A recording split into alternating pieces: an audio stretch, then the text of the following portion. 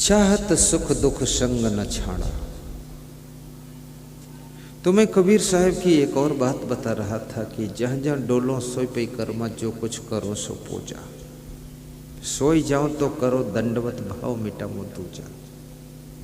द्वेष की भावना मिटा दूं मैं, और सोऊं तो वही दंडवत प्रणाम हो जाए। जब लेट जाऊं तो दंडवत जैसा मेरा भाव हो, और जहाँ जहाँ चल करके जाऊं इतना पवित्र मन से जाऊं कि हर कदम परिक्रमा बन जाए। और कान भी न रूंधूं, आंख न मूंदूं। कितने धार्मिक लोग तो आंखें बंद करके और सिर पर कपड़ा भी डाल लेते हैं, मुंह को ढांक लेते हैं, और कान में अंगुली लगा करके फिर ध्यान करते हैं, और कहते हैं कि अंदर अंदर कुछ संगीत बज रहा है। कोई आदमी कान में अंगुली लगा ले, आंखें बंद कर ले, तो अंदर नसों की झंझनाहट, गुम गुम गुम गुम की आवाज़ आती है। उसको वे मानते अनहद नाद बज रहा है। क्या बात करते हैं। कबीर साहब कहते हैं आंख मूंदने की जरूरत नहीं है, आंख खोल कर रही, लेकिन आंख से जो देखना चाहिए उसको देखिए, और कानों से जो सुनना चाहिए वो सुनिए।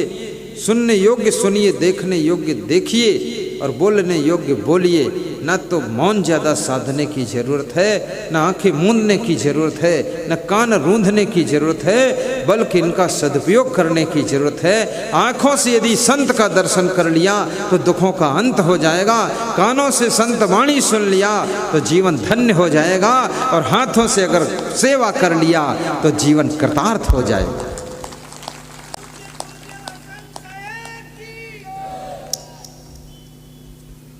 लगता है इस सभा के अंदर भी दमदार लोग बैठे हुए हैं। कितनी जोर से जय बोलते हैं। और मेरी जय बोलोगे और किसी संत की नहीं बोलोगे तो उसके मन में दुख नहीं होगा, दुख नहीं होगा, दुख नहीं होगा, कुछ दुख नहीं। सब जानते हैं, सब जय एक में समा जाती है। यदि सुख चाहते हो तो जिन कर्मों से दुख पैदा होता है उन कर्मों को बंद कीजिए। जिन आदतों से दुख पैदा होता है उन आदतों को छोड़ दीजिए। जिस वाणी से पीड़ा पैदा होती है उस वाणी को परिष्कृत कर लीजिए, और जिस स्वभाव से दुख पैदा होता है उस स्वभाव को बदल दीजिए। और याद रखना, जिस व्यवहार से कष्ट पैदा होता है उस व्यवहार को भी चेंज कर डालिए। तब तुम सुख चाहोगे तो सुख मिलेगा।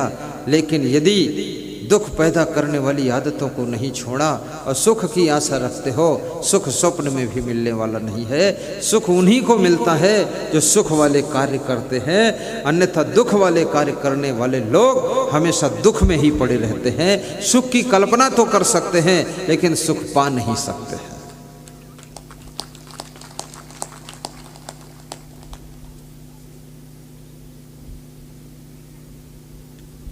सबके साथ में प्रेम का व्यवहार कीजिए। एक लड़की जब अपने ससुराल को आती है, उसकी खुशियां देखिए, उसकी फुदकन देखिए, उसका क्रंदन देखिए। जब उसकी शादी तय होती है, सेट होती है, वो लड़की बहुत खुश होती है, लड़का भी बहुत खुश होता है कि अब हम एक से दो हो जाएंगे, पति पत्नी बनेंगे हम। लेकिन लड़की जब ससुराल में आती है बड़ी आशा लेकर, विश्वास लेकर कि सासू मिलेगी, नया नया प्रेम मिलेगा, पति से भी बहुत प्रेम मिलेगा। लेकिन घर में जब एंट्री होती है थोड़े दिन उसको प्रेम मिलता भी है, उसके बाद देखती है कि मेरा पति दारू पी कर आ रहा है, और वो पत्नी को माता राम बोल रहा है, कह रहा माता राम दरवाजा खोलो।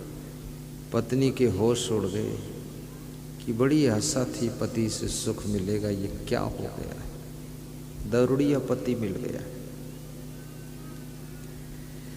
और जिसका पति दारू पीता है उस महिला का सुख नष्ट हो जाता है। महिलाएं तो दारू पीती नहीं है, तो क्या ये जिंदगी जीती नहीं है? पुरुष कहते हैं दारू के बिना मन मानता नहीं है, लेकिन माताओं बहनों से पूछो ये कभी दारू नहीं पीती है तो क्या जिंदगी नहीं जीती है?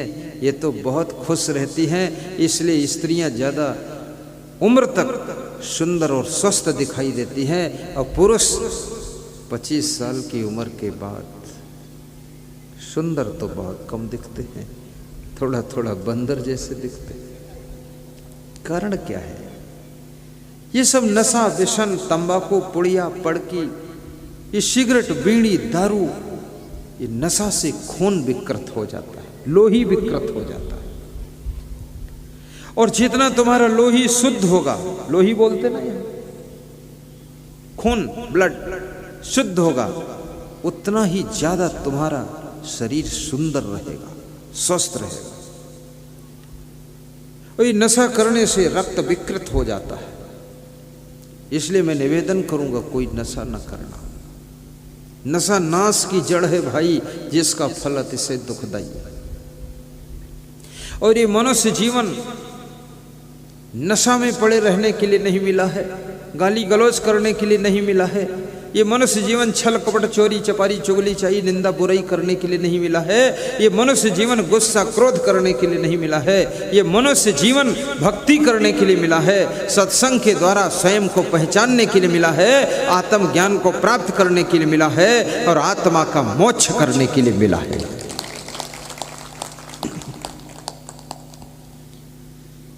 बड़े भाग्य मानुष तन पावा, सुर दुर्लभ सद ग्रंथन गावा।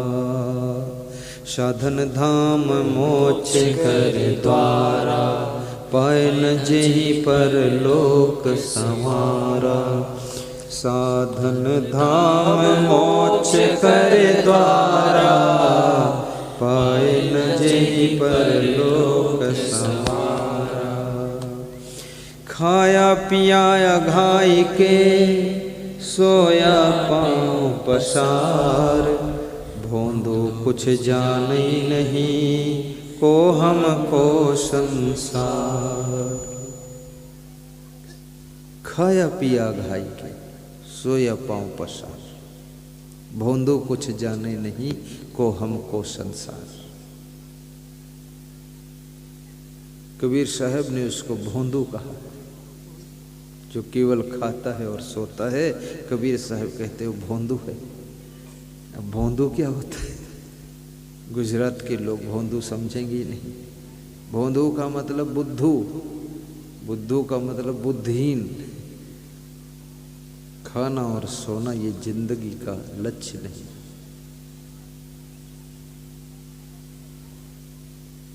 जीवन मिला है तो कुछ खाना तो पड़ेगा, थोड़ा सोना भी पड़ेगा, लेकिन जिंदगी ये केवल खाने पीने सोने के लिए नहीं। एक सज्जन से किसी ने पूछा कि खाते क्यों हो?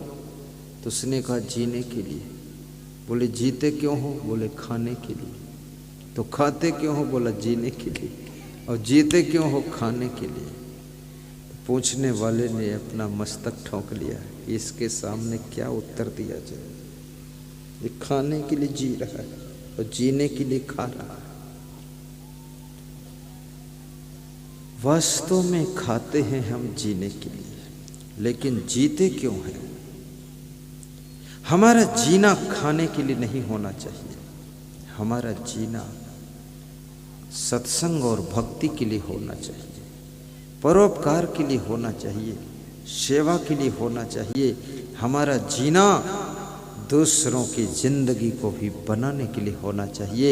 हमारा जीवन आत्म कल्याण और लोक कल्याण के लिए होना चाहिए। हमारा जीवन केवल खाने के लिए नहीं, बल्कि वो सबकी जिंदगी को संवारने के लिए होना चाहिए।